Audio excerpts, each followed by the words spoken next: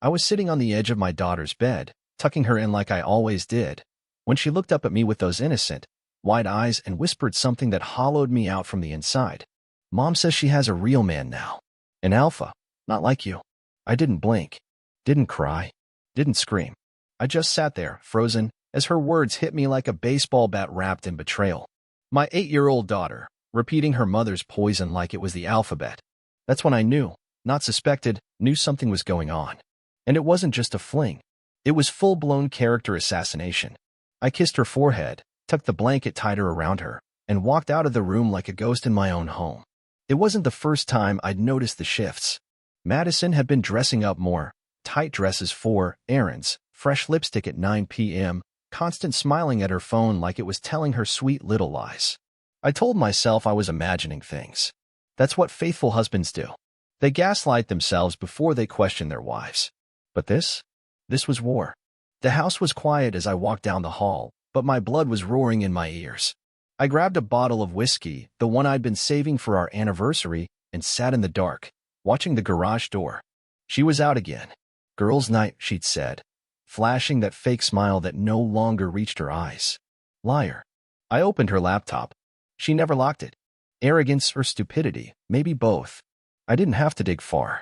A folder named Work Stuff, Hilarious, and inside it, screenshots. Screenshots of texts, selfies in hotel bathrooms, and a video clip of her, laughing breathlessly, whispering he's so different from my husband. So primal. I think I laughed. A sharp, broken laugh. Because it was all right there. My wife, Madison, the woman who once cried during our wedding vows, was cheating on me with some muscle-bound gorilla named Trent. The kind of guy who ends every sentence with bro and thinks protein powder is a food group. I watched that video 3 times. Not because I needed confirmation, but because I couldn't believe how easy she made it for me to stop loving her. At 2:17 a.m., she walked through the door like she was returning from yoga. Tight black dress. Heels in her hand. Her hair messy, cheeks flushed. She smelled like cologne that wasn't mine. I didn't say anything. Just looked at her. Really looked. She froze when she saw my expression. What? She asked, blinking. Why are you looking at me like that? You saw him tonight, I said. No question mark. She rolled her eyes. Rolled her F***ing eyes. Asterisk asterisk. Are we seriously doing this? I held up the laptop. The color drained from her face for a second. Just a flicker. Then she smirked. She smirked. Finally figured it out, huh? Took you long enough. I thought you were smart, Josh. Her voice was so calm. Like we were talking about weather. I didn't mean to hurt you, she added, in the most robotic tone I've ever heard. Really? Then why did you bring our daughter into it? She flinched. You fed her your bullsh** tea, I continued. You used her as a messenger to tell me you've moved on. Madison shrugged. Well, it's true. Trent is more of a man than you've ever been. He's ambitious, ripped, dominant. You're safe. Boring. Predictable. That's when it happened. That exact moment. I fell out of love with her. It was like a switch flipped. I wasn't angry anymore. I wasn't heartbroken. I wasn't even sad. I was done. I nodded, walked past her, and went straight to the bedroom. Packed my bag without saying a word. She stood in the doorway, arms crossed, sneering like I was the one cheating. You're just gonna leave, she called after me. I zipped the suitcase. You already did. I slept in a hotel that night. The next day, I called my lawyer. Then I called my daughter's school and updated my custody request. 30 days later, I had full custody. Madison had no apartment, no job, no alpha. Trent dumped her after finding out she was married. I took the house, started my new company, and never looked back. She lost everything. Because she chose image over substance. And me? I chose peace. The morning after I left, I watched the sunrise through the cracked window of a $78 motel room that smelled like stale air and broken dreams. My daughter's words still echoed in my head like a cruel lullaby. Mom says she has a real man now. An alpha, not like you. I didn't cry. Not because I wasn't broken, I was. But there was something about betrayal that doesn't allow tears. It demands action. That morning, I called in sick to work, grabbed coffee from a gas station, and drove to my lawyer's office. His name was Cole Dawson, ex-Marine, now full-time pit bull in a suit. I handed him a flash drive and said, "Make her wish she never met me." Cole smiled like a shark. You got it. Back at home, Madison texted me once, just once. So this is how you're handling it? Pathetic. No apology. No guilt. No panic. Just pure arrogance. That told me everything I needed to know. She never thought I'd walk away. She assumed I'd beg, crawl, fight for her. She was wrong.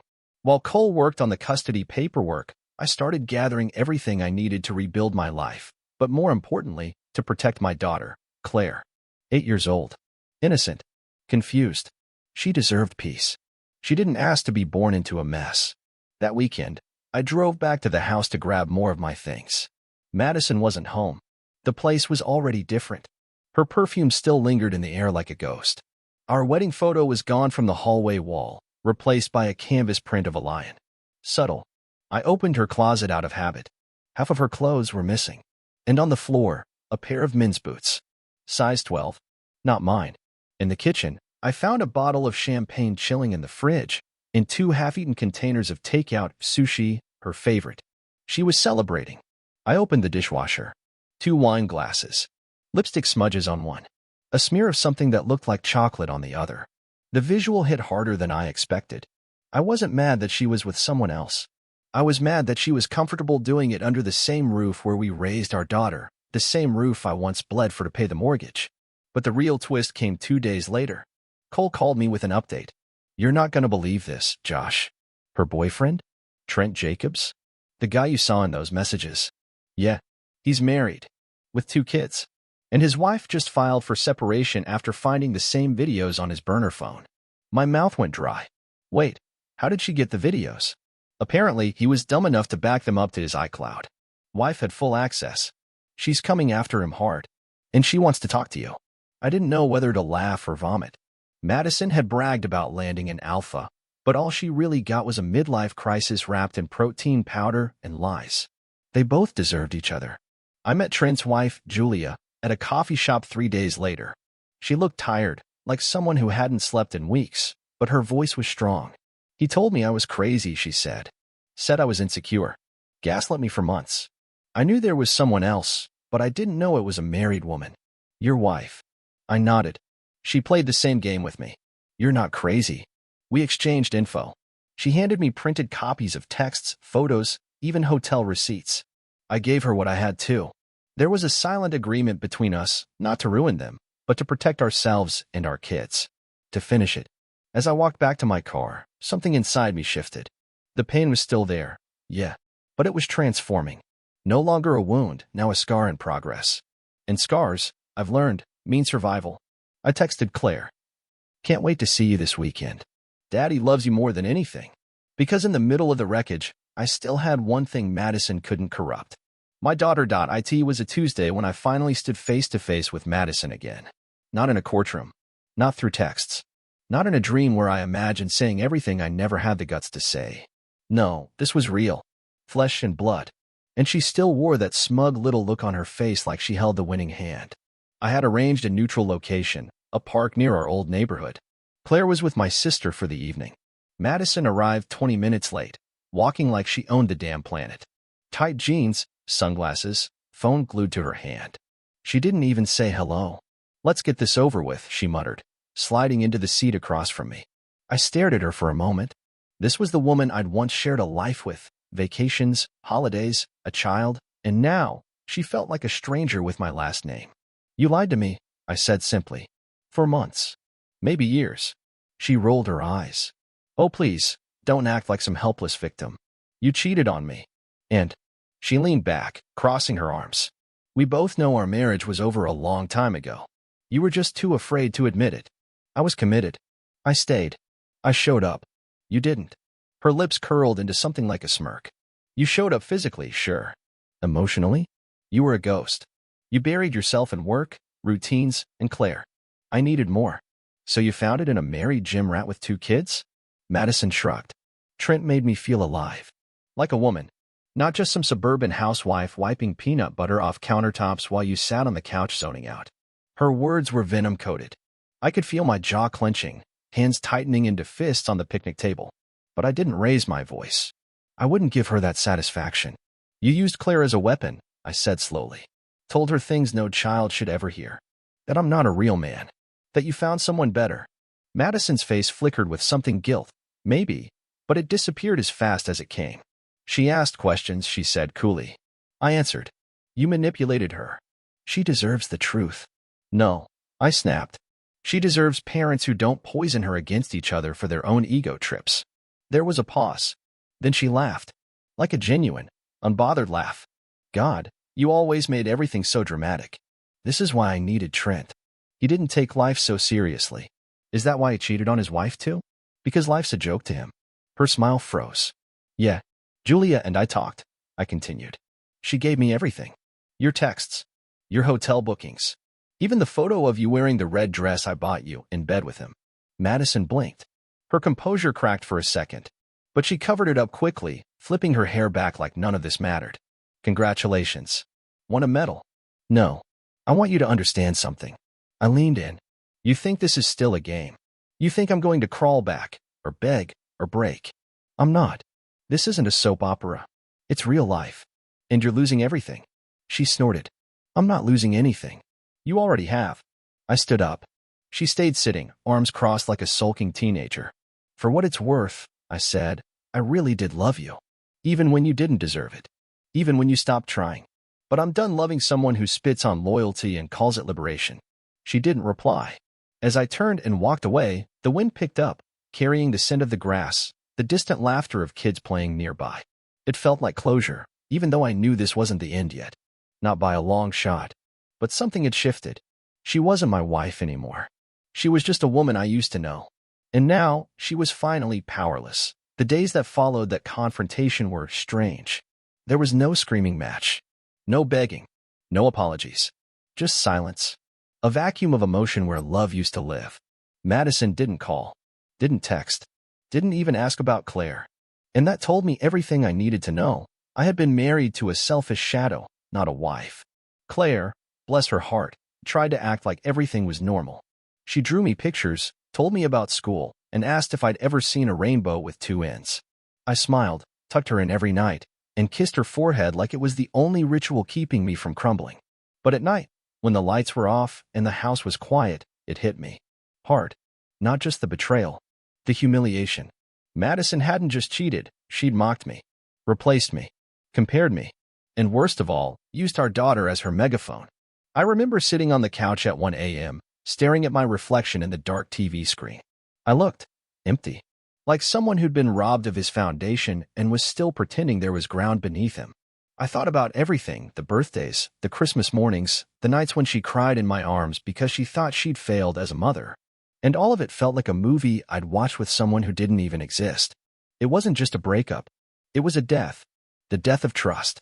Of identity. Of the man I was when I believed in forever. I didn't want revenge. Not the Hollywood kind. Anyway. No violence. No scorched earth theatrics. I wanted clarity. I wanted to know why. And the problem is, people like Madison never give real answers. Just recycled nonsense and Instagram quotes about self-growth and deserving more. That Friday, I got a call from her sister, Amber. We'd always gotten along. She was the only one from Madison's family who actually seemed to have a soul.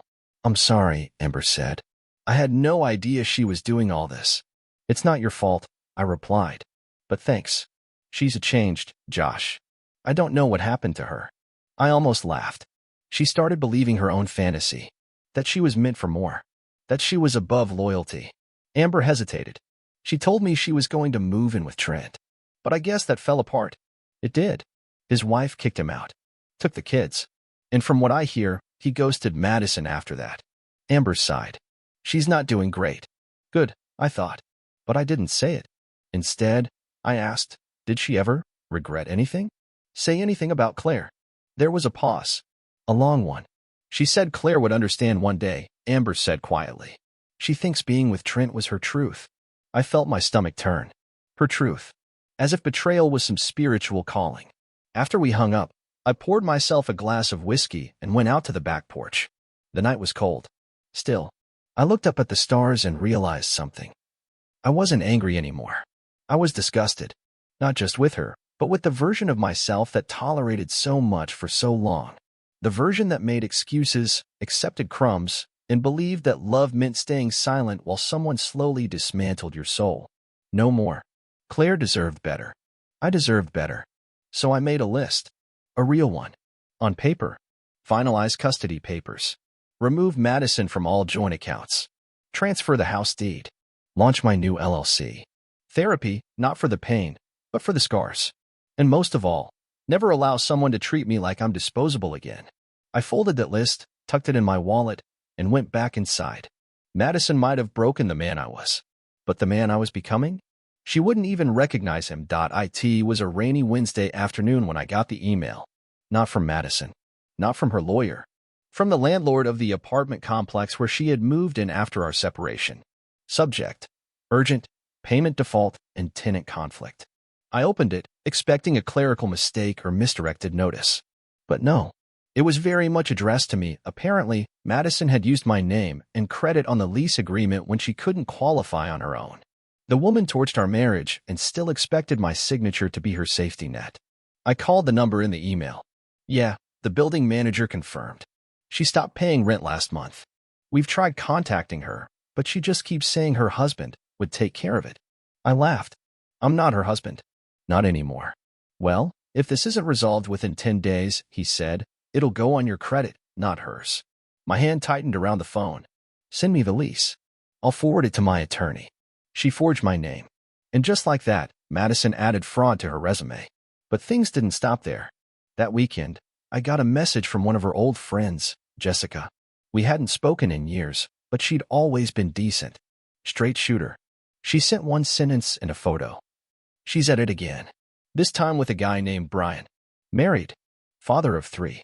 The photo showed Madison sitting in the passenger seat of a black Escalade, legs crossed, sunglasses on, laughing like nothing could touch her. Brian's hand was on her thigh, his wedding ring clearly visible. She didn't learn. She didn't care. It wasn't about love. It never was. It was about power, control. The high of knowing someone else's life could orbit around her, even temporarily. I should have felt rage. But I didn't. I felt something worse.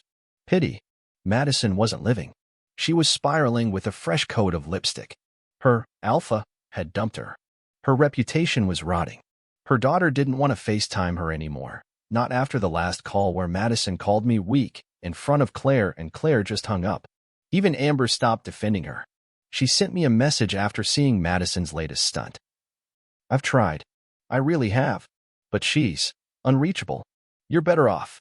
And yet, through all of this, Madison still hadn't reached out. No apology. No attempt to fix anything. She'd built her castle on lies, and now that it was burning, she'd rather pretend it was fireworks than admit she lit the match. Claire asked me one night, as I brushed her hair, "Daddy, why doesn't Mommy come see me anymore?" That hit harder than any betrayal ever could.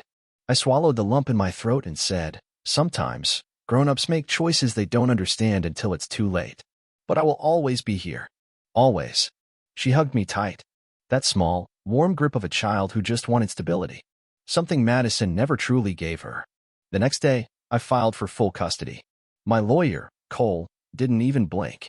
She's digging her own grave, he said. This won't be a fight. It'll be paperwork. By the end of the week, I had temporary custody granted by the court.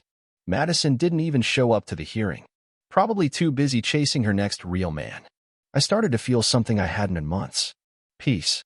Not happiness, not yet. But silence. Stillness. No drama. No mind games. No half-truths dressed as confessions. I dropped Claire off at school that Friday, kissed her goodbye, and watched her run into the building with her little backpack bouncing behind her. And for the first time since everything fell apart, I looked up at the sky and didn't feel like it was collapsing. It was clearing. She had lost everything. Because she chose image over substance. And me? I was finally choosing me. The first Saturday morning without drama felt foreign. No accusations. No secrets being whispered behind locked bathroom doors. No waiting for the garage door to creak open at 2 a.m., wondering whose scent she'd bring home this time. Just me, Claire, and a quiet kitchen filled with the smell of pancakes and orange juice. I was washing dishes when I got a text. Unknown number. You've made your point. You happy now? I didn't reply. 5 minutes later, another. I lost my job. My car's gone. I'm being evicted. This is what you wanted, isn't it? Full custody. The house. Everything. Still, I didn't answer. Because I knew what this was. Madison wasn't apologizing. She wasn't owning her actions. She was deflecting, turning her collapse into my fault. Classic. I turned off my phone and went back to making pancakes with Claire. She was wearing one of my old t-shirts like a dress, flipping batter with a concentration I hadn't seen in weeks. "You're doing great," I told her. She beamed. "Better than Mommy?" I paused. "You're doing great because you care." She smiled again, and for a moment, that was enough. Later that night, after Claire fell asleep during a movie, I turned my phone back on. 10 messages. All from Madison. The last one was a voice note. I played it once, through headphones. Her voice was slurred, crying or drunk, maybe both. "You ruined me, Josh. You really did. All because I wanted something different. Was that so wrong? You could have just let me go and left it alone. But no, you had to win." Win? That's how she saw it. Like this was some competition, and not the shrapnel of a life she blew apart. I deleted the messages. Blocked the number. She'd finally hit rock bottom, and still couldn't admit she jumped, head first. The next week brought another shift. Cold called. Her lawyer finally reached out. They want to discuss terms. "She wants to negotiate?" I asked. "No," he said with a laugh. "She wants to bargain. Said she'll sign over full custody if we don't pursue fraud charges on the lease. Also wants visitation whenever she's back on her feet." I leaned back in my chair. "What do you recommend?" "Take it," he said. "Claire's better off with you. We both know that. Let her drift into the background like she's been doing anyway." So I signed the agreement. Full custody, no child support, 0 obligations. Madison was legally our daughter's mother, but no longer anything resembling a parent. She signed the next day. Amber texted me later that evening. She's couch hopping. Can't hold a job. Spends more time crying than anything else. I don't know who she is anymore. I did. She was the mask she wore. Once it slipped, there was nothing underneath but performance and panic. The house, once filled with tension and footsteps at odd hours, became something else entirely. Home. I replaced her paintings with Claire's drawings. Donated the throw pillows she insisted on that no one ever used. Deleted her playlist from the Bluetooth speaker. Put my name on the deed, officially. There was a calm that came not from forgetting the past, but from reclaiming my space. Reclaiming me. I started running again. Not from something, but toward something. Not from the pain, but through it. And every mile reminded me, this isn't survival anymore. This is rebirth. The woman who once called me weak, boring, replaceable, she was now a ghost I didn't fear anymore. Because I'd stopped chasing closure and started chasing peace. Peace changes a man. Not overnight. Not like a movie montage where the guy shaves his beard, hits the gym, and suddenly becomes whole again. No. Real peace comes in fragments, quiet mornings, steady routines, little wins that rebuild a broken soul like bricks after a storm. I wasn't the same Josh who sat in that motel months ago, heart cracked in silence. I was lighter, sharper, and for the first time in years, I felt like I wasn't pretending to be okay. I was. Claire noticed it too. She smiled more, laughed longer, stopped asking when her mom was coming back. Instead, she asked if we could adopt a dog. We did. A goofy little golden retriever named Moose who chewed everything and loved unconditionally. Madison would have hated him too loud, too messy, too needy. Claire adored him. One night, while we were all curled up watching a movie, Claire turned to me out of nowhere. "Daddy." "Yeah, baby. Do you think Mommy ever really loved us?" I paused, heart clenching. "She loved us the way she knew how," I said slowly. "But sometimes people confuse love with attention, or excitement, or needing to be seen." Claire thought about that for a second. "But you love me the real way, right?" I kissed the top of her head. "With everything I've got." She didn't ask about her mother again. Meanwhile, I focused on the business I'd launched during the storm. What started as a consulting hustle on LinkedIn had grown into a full-fledged operation, 5 employees, dozens of clients, and enough income to never look back. I named it Substance Consulting. Felt fitting. One afternoon, while reviewing invoices in the office, I got an email. From Madison. Subject line, no drama, just one thing. I almost deleted it on instinct. But curiosity cracked me.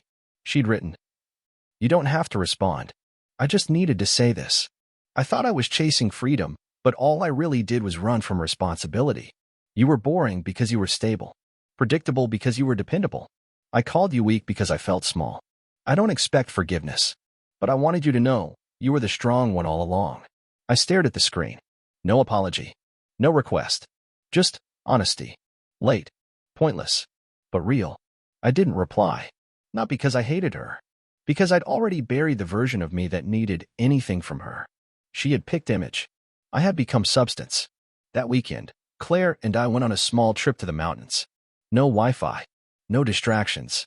Just firewood, fresh air, and a little girl who'd survived more than most adults ever will and still woke up smiling.